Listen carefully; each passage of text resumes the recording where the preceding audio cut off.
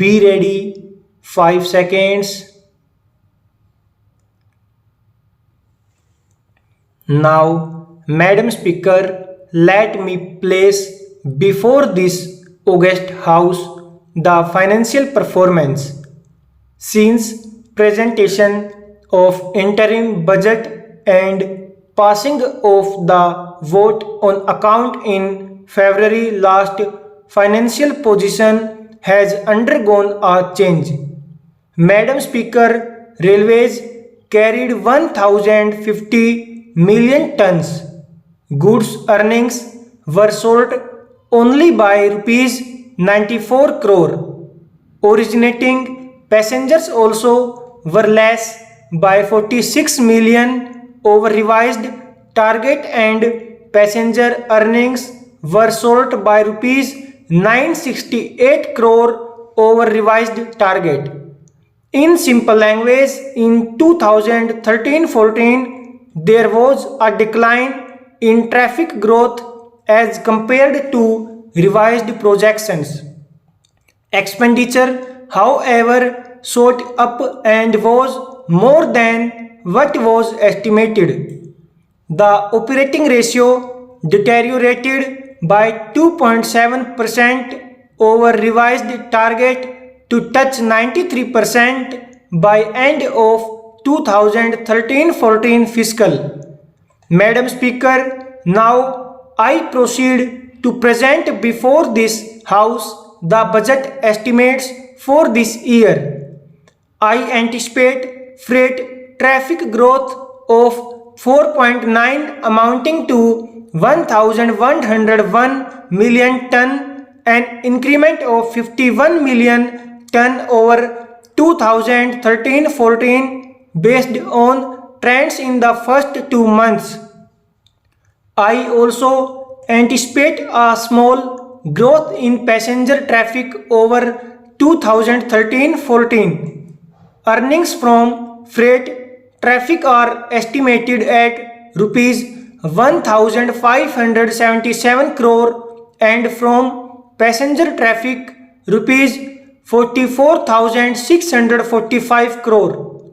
The fare revision, which came into effect from 25th June 2014, has provided railways a much needed respite, however little it may be, as I have considered the requests of the suburban passengers for revision in monthly season ticket fares. The revenue foregone on this account would be around rupees 610 crore.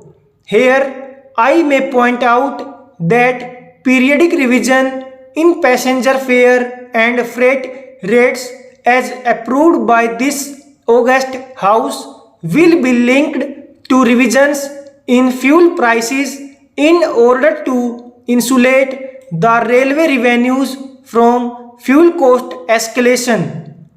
Madam Speaker, out of total expenditure, the ordinary working expenses have been proposed at rupees 1,12,649 crore, which is rupees 15,078 crore higher than 2013-14.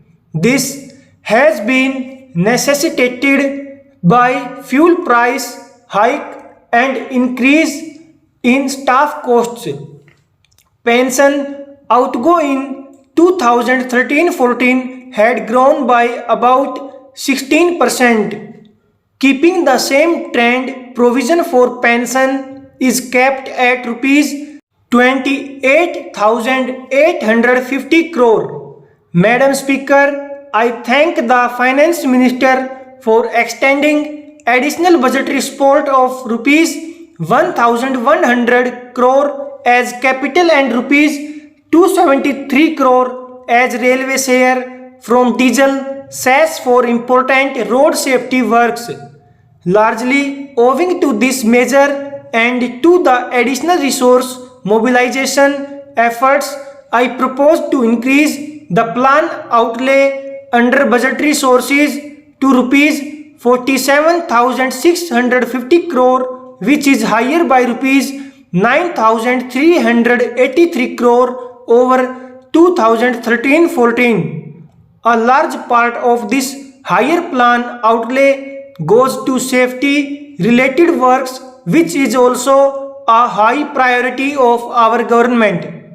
As I have increased internal resource component of plan, I propose to scale down market borrowings through Indian Railway Finance Corporation to rupees 11,790 crore. Resources from public-private partnership are kept at the interim level. Madam Speaker, time overruns and consequential cost escalations in completion of most of the railway projects have been a chronic worry of railways for years. I propose to provide full financial outlays to projects targeted for completion in the current year itself, keeping in mind the priorities and safety. I have ensured adequate allocations for 30 priority works for their timely progress. It is my concern to allocate the available resources to high priority areas like safety and capacity augmentation in train operations and in improving amenities and services for passengers with high emphasis on cleanliness. Madam Speaker, let me now spell out details of the focus areas of this budget. In the passenger amenities, Indian Railways envisages to provide foot overbridges, escalators and lifts at all major stations, including through public-private partnership route. Indian Railways would make earnest attempt this year to provide sufficient water supply, platform, shelters and toilets at the railway stations. Indian Railways propose to extend service of battery operated carts to facilitate differently abled and senior citizens to reach any platform comfortably at all major stations. We propose to involve individuals, NGOs, trusts, charitable institutions, corporates, etc. to provide passenger amenities at stations.